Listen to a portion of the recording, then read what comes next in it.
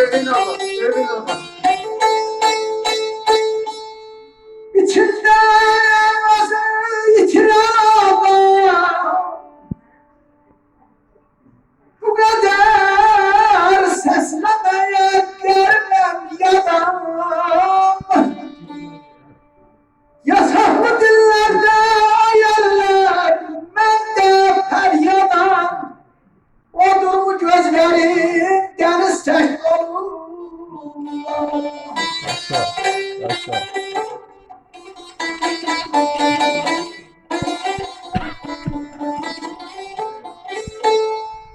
Bir garip ülkede gariplik çeken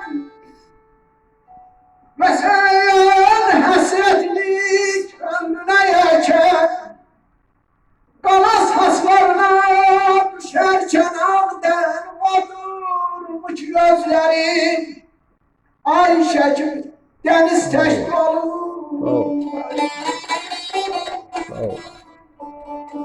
Neşini gönderin, neşini gönderin elsinin kende, vetanın adını yazın kefende.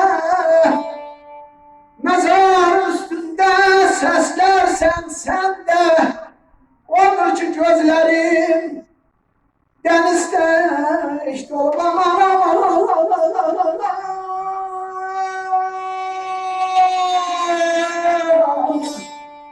sağ olsun vatanımız.